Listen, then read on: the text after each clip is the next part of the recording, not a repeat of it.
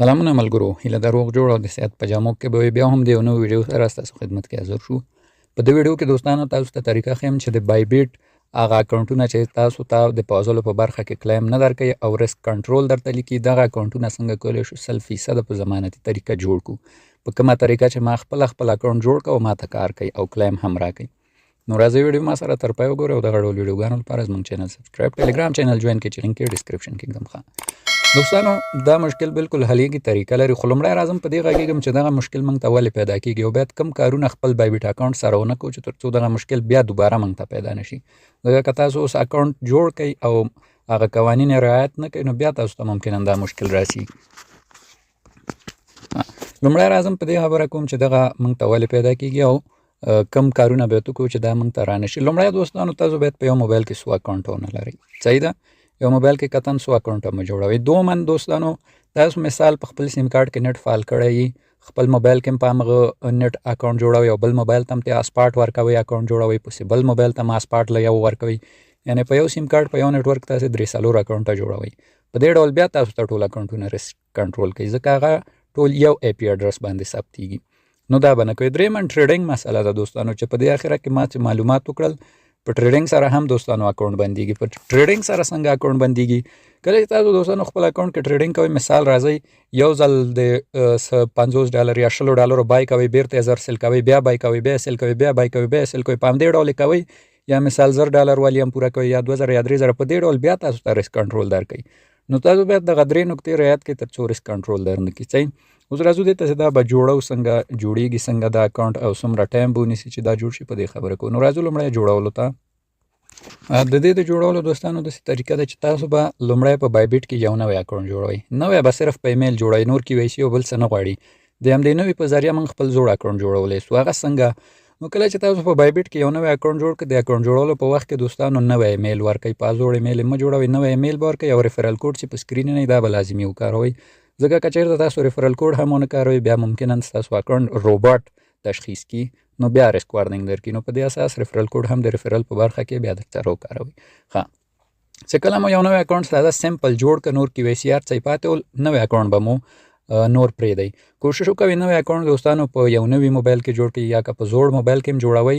که شرایط لرئ موبایل یو ځل ریسټور کړئ بهتره وي، ځکه ریسټور سره هغه ټوله ډیټا آی پی مای پي زاړه هر څه ترې ختمېږي او نوی موبایل ترې جوړېږي. نو په دې اساس بیا کله چې تاسو بل اکاونټ جوړ کړئ نو هغه نوی آی پی او نوی سیسټم کې جوړېږي.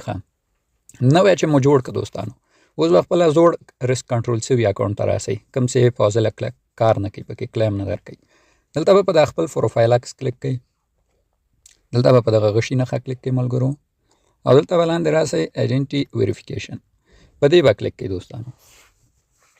په دې چې مو کلیک کړ ملګرو، دلته تاسو ته 3 نقطې دي، په دغه 3 نقطو به کلیک کوئ. دلته ګورئ 2 آپشنه دي، اپډیټ نیم او ټرانسفر ایجنټي ویریفیکیشن. دلته به په دې ټرانسفر آپشن باندې کلیک واخلئ دوستانو.